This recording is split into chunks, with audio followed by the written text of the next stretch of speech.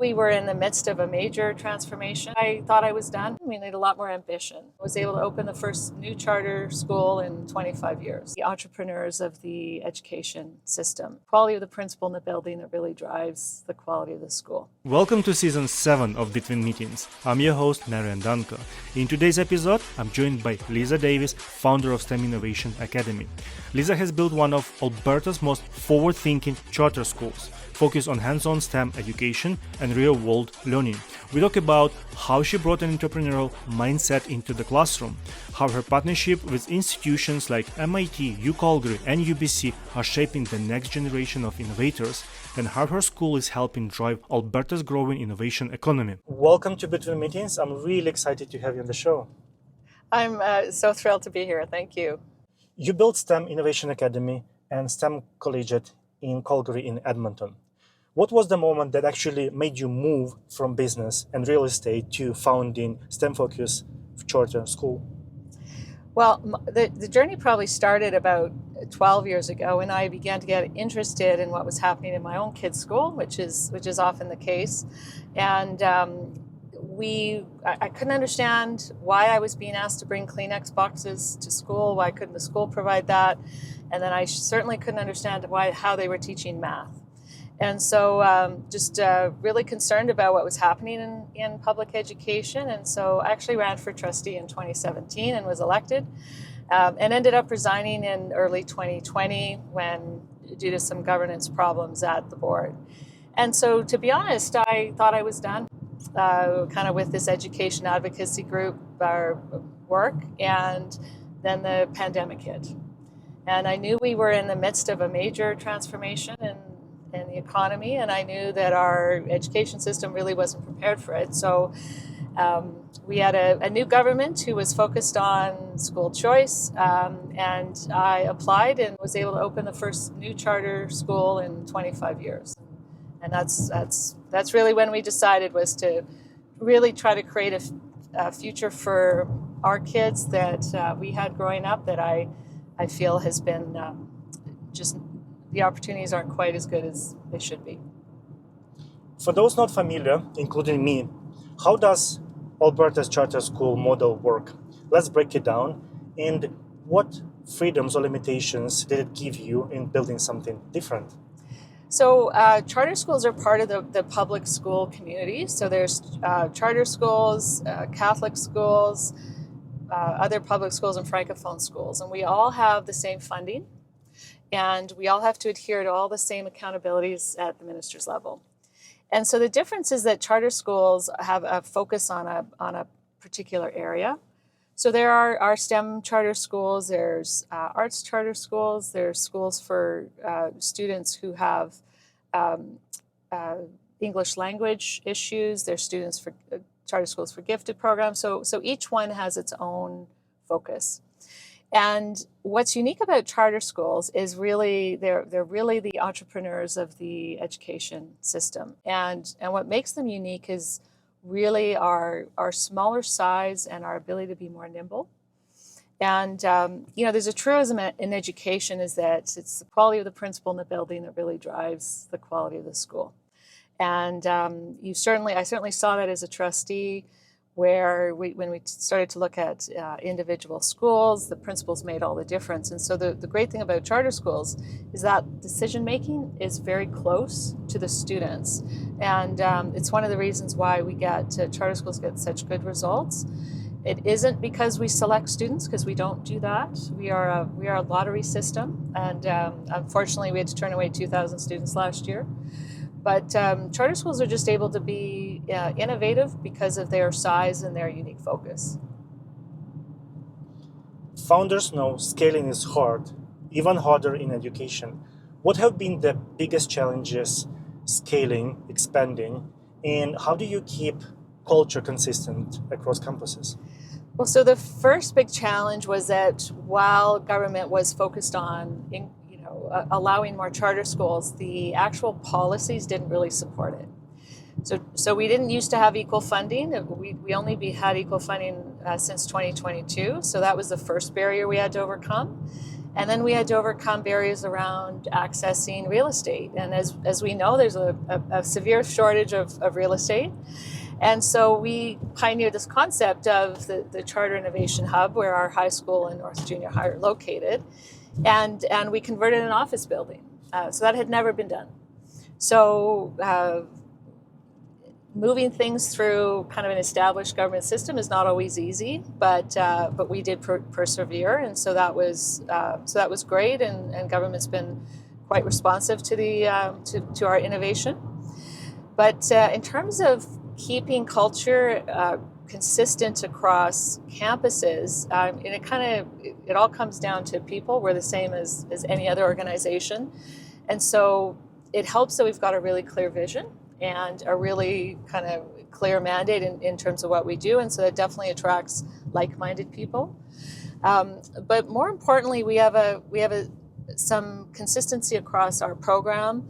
So we have what we call a model of instruction. So it's how we believe teaching should be done, and that's something that all our staff have bought into. We have things like common assessments.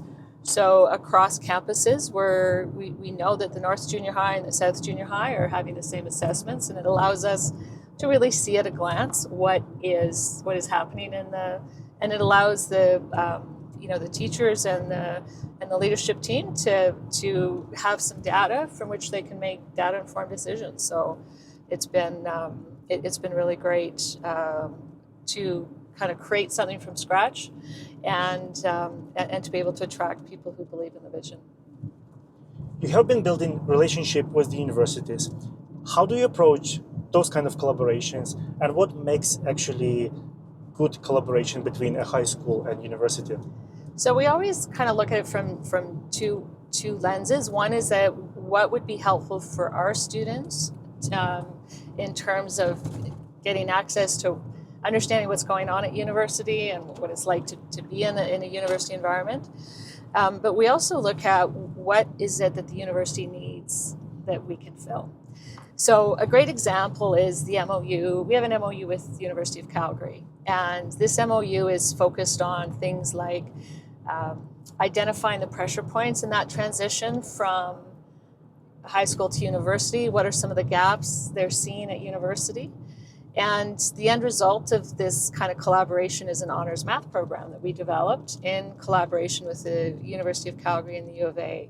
And so we have take our Math 31 program, and then we add some topics that would be really helpful for students to see before they get to university.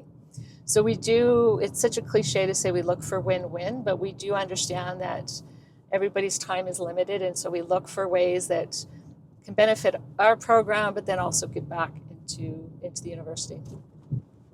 STEM Innovation Academy has a partnership with MIT, which is really exciting. How did that partnership come together, and what impact does it have on your students? So when we started, we really looked, I'm a big fan, if somebody has done something great, we should just see if we can copy it. We don't need to reinvent the wheel all the time. And so we actually did a scan of high school programs in North America. And through that scan, we came across these unique high school courses offered through MIT. And it's offered through a summer program, and I think students have to pay about $3,000 US to participate.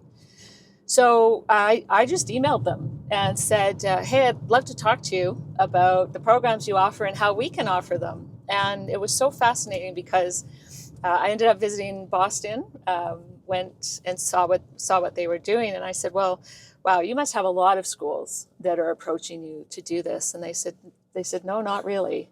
And I was shocked because I'm like, oh my God, if I lived in Boston, like you'd be my best friends. I'd name my kids after you. Like, this is so exciting. So, and what's unique about the MIT is what we're really good at is this building this capacity within our system to assist teachers. So that means that teachers have the resources they need to teach the material. They've got the lesson plans, they've got the assessment, all those things. And so part of this partnership with MIT is that as we develop these, integrate these courses into the Alberta curriculum, we're going to turn around and give to MIT all of the resources and all of the training materials that we're going to use for staff, because that's going to help them as they run these summer programs and they bring in different people every summer. So it's, again, just an example of that win-win. And so the advantage for our students is they get exposure to, it's fairly advanced material. And a lot of these courses, in order to take them at MIT, you actually have to complete a series of online courses to demonstrate that you're at the level that you can be successful in the summer program. And so what it's done for our students is to really expose them to what is going on at the #1 ranked university in the world, and to kind of, I guess, raise their eyes a little bit in terms of what the possibilities are, and to be connected to a university that's really seen to be on the leading edge. Your school emphasizes hands-on project-based learnings. How do you bridge classroom work with industry? What's happening in the industry? So as you saw today in your tour, we had one of an instructor and researcher from SAIT come in. They're very connected into industry, and so they will. We really use these relationships to try to figure out what's happening. And so, for example, we've had some folks in from the energy industry to look at what are some of the big problems we need to solve in a real world setting, and that students can get involved in researching and in kind of making presentations as to what we need to move forward. So that industry connection has been really manifested itself in some very significant ways. And when we first started at the junior high, we were working with a company in Calgary actually called Fidgets, and they create all these sensors. And those sensors were created for industry, and then they figured out there was an application for education. So we have a technology advisory committee who's just going to be finishing up their work this December, where we've taken our 4 main strands and said, where do we need to be going? And what concepts should we be covering, and what skills should students be exposed to? And so they're coming back to us, and we'll take that information, and then we'll incorporate it into our programming. And that isn't just for our options courses, where we do more project-based learning. We do less in our core courses. It's more direct instruction based. But even in our core courses this year, we are going to be incorporating like in a Chem 20 class, what is an example of global innovation and what is an example of local innovation. So we really want students to see so students in our program don't generally ask, why do I need to know this? Because we've exposed them to something that's related to the lessons. How do you see schools contributing to Alberta's innovation economy in terms of research, maybe even startup pipeline and talent development? So one of the goals of this school was really that by the end of grade 12, students had been exposed to a wide variety of science and technology topics, and that they had a good understanding of where their interests and aptitudes lie, and most importantly, that they have the confidence to get there. And it's the latter one that we really see, especially in women.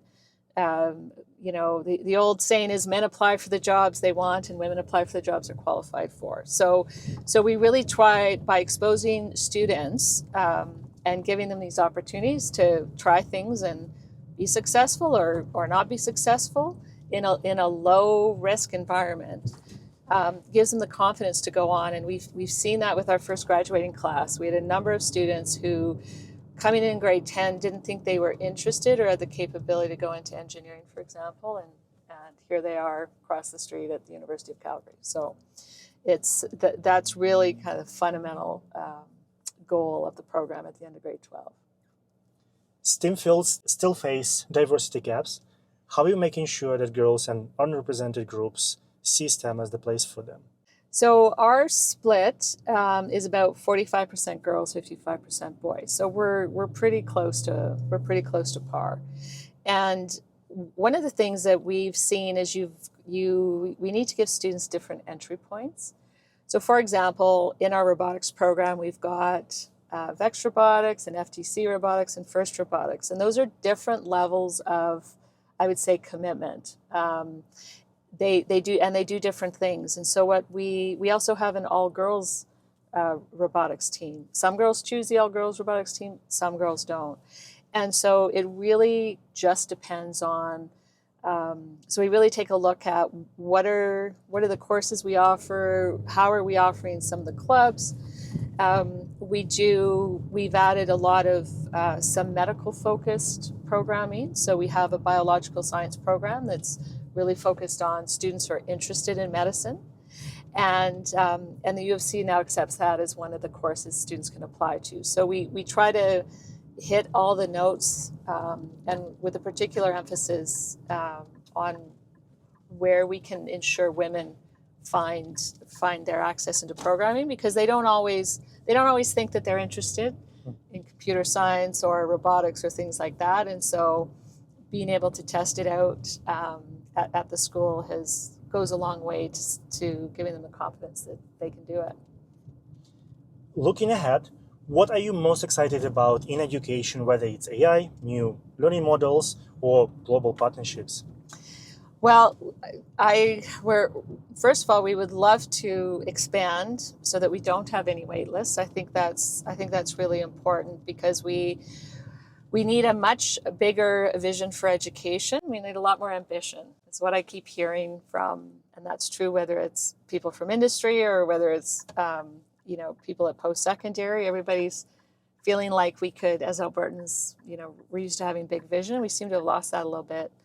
So we'd really like to see that manifest, obviously, for us in being able to expand.